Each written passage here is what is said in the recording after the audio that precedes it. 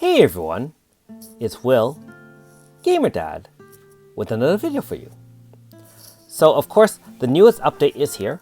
Now for those who haven't updated yet, keep in mind that this is the same version 2.7.3, so you only have to hard reset your app and then just reload it and you should see the download data automatically appear, so it won't be in the App Store. Anyways, in tonight's episode of Should You Summon, we'll cover both the Fateful as well as the regular banner for another style Seele Gnade, which is of course for AS Dunarith. Now if you haven't already, make sure you like and subscribe to my channel, I really appreciate it. I also do have a Patreon account for those who want to support me this way. So first of all, we'll cover the Fateful here. And the Fateful is no real surprise. You can only do it once this time, of course, and summons 1 to 9. Does have a 0.4% of the OG form, 0.8% of the 4.5, 0.8% of the normal style, and 0.8% of the AS form on pulls 1 to 9. And of course, on the 10th pull, you do have the uprated to a flat 10% chance as usual.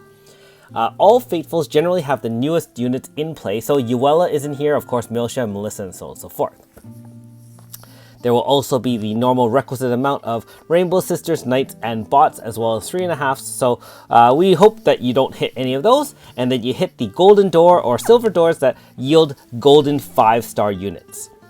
Now for regular players who also can choose non-paid or paid stones, you can also summon on this banner, and this one does have pretty standard 0.4% chance of the 4.5, 0.8% of the 5-star normal style, and 0.8% of the another style. So because this is a dedicated banner for Dunarith, this is very similar to the AS Rosetta banner, where you essentially have 2% flat chance if you add up all forms of Dunarith, each single pull. And of course, this one's actually pretty good. It actually has Milsha, Melissa, and it has some of the new units, his Mina AS as well. It doesn't have, of course, Uella. So, for those who missed yesterday's notice or want to know a little bit more about AS Dunarith, of course, it is a wind mage. Pretty offensive one, given that the AS is a lot more offensive-minded than the normal style version. So, being that this is an AS form, it does have its 4-star move, so you still have some small to medium heals. You do have speed increase for all members for 1 turn. There is a boost or buff to wind type attacks for 30%. There is a small type shield 30% and can restore medium HP depending on if you get hit with a magic move. So it's almost like a magic counter. And it does have finally another heal move that can increase crit rate of all party members by 70%. Now in terms of the 2 AS moves, one is a setup move, and I'll go over that one shortly first. So this one's Wind AoE, magic attack of course, int down on all enemies, and that is guaranteed. I believe it's not guaranteed because it's an attack, but it should have a pretty good rate of affecting it. It also does have a staff equipped characters damage plus 50%. So for those who have normal Garyu with Manifest, you'll know that the power of that increases all your staff mages damage by 50% for 3 turns in this case. And in this case, AS Dunarith also increases type attack of all party members by 50% for 3 moves. And in this case, can inflict permanent poison. Now this isn't a 100% guaranteed chance, but if it does inflict it, it will be permanent and stays on for the duration of the fight until you win or they lose. In the case of the final spam move, we do have the Wind Magic Attack Single Enemy XL. This one also boosts speed and int of user 30% stackable up to 3 times, and it also stacks additional orbs on the user. As you stack more, it does more damage. It also consumes all the stacks at 4 rounds. Keep in mind that this move is increased in damage if the enemy is poisoned. So you will use a setup move, hopefully poison the enemy, and then you do tons of damage with your spam damage move. Now, should you summon? So I'll cover this particular banner from, I guess, a couple of different viewpoints, keeping in mind that there are different players at different stages of the game. Now, for those who are relatively new or in the mid-game, Dunarith and or the AS form is a pretty good support unit for Wind.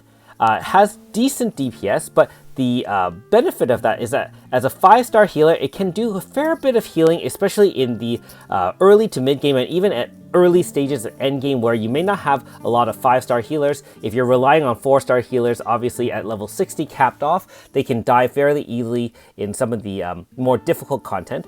Also, having a 5-star obviously is level 80, so they'll have more stats, in which case you can do a lot of damage. This one also has an AoE, so you can wander around dungeons when your Dunarith AS is higher and can do a lot of damage that way, clear some mobs, especially weaker mobs. However, keep in mind that everyone who joins the game, being that all content is permanent, does have access to 2 free healers. Both of them are actually ironically wind units as well. So Morgana is available through the P5 series, the first version. As well, we do have Yuri, which is from the Tales of a collaboration. Both of those have a fixed 1500 HP heal. And so, unless you need a lot more heal, I mean, Dunarith can provide more than that, you might be able to squeak by with those 5-star healers for the time being. Now, in terms of people who are in the mid to late game or wondering whether or not Dunarith AS would be a good add to your existing roster, either one that has most of the units in the game or a fair bit of units in the game, Dunarith AS, the notable use of it is more to be used in a Magic Zone team. So, being that the main Magic Zone user, of course, will be Rosetta AS. It really depends on whether or not you have access to Magic Zone, in which case do you want to add Dunarith AS to your team. And I would counter with that, being that, if you use OG Garyu with Manifest, being that it has the same kind of stacking ability of increasing staff equipped damage by 50% for 3 turns, you may not require Dunarith to apply that increased damage. However, don't slouch at the fact that the type attack plus 50 will really increase the damage of your Magic Zone team. So if you need a little bit extra boost to your Magic Team DPS, by all means, you can summon on this banner. One other thing to note, of course, wind is one of the more powerful elements in the game. As the OG form has a pretty good support, not only can it heal, it does have a slash attack. And so, you can use normal style Dunarith to support your slash teams as a support and healer, increase speed, for example, for all party members, and so on and so forth. Bear in mind, though, that Yuri can do very similar things. Yuri can increase crit rate. It does have that small type shield of 25% plus that 1500 heal. So you might be able to get by with Yuri on your slash team as a support instead of using normal style Dunarith. Finally, as a standalone with, talking about adding him to your wind DPS team, I mean, you can use him to support your team, but again, you really have to ask yourself whether or not Dunarith AS will add enough of his kit to really benefit your wind team. At the end of the day, again, you only have really 6 slots, 4 frontline and 2 in the back. And if you have, for example, a pretty good healer, Mariel comes to mind, but there are many others that can do support, then you may opt to pass on this Dunarith. Also, from a free-to-play standpoint, if you do have Dunarith OG or normal style in any form, I would advise not to spend stones on Dunarith AS, being that you can farm those treatises and eventually get a Dunarith AS in 3 to 6 months, provided you have a little bit of RNG luck and get those 5 chants and treatises. In my opinion, I would say this one's a relative pass, unless you really need those extra supports that I did mention with a Dunarith AS.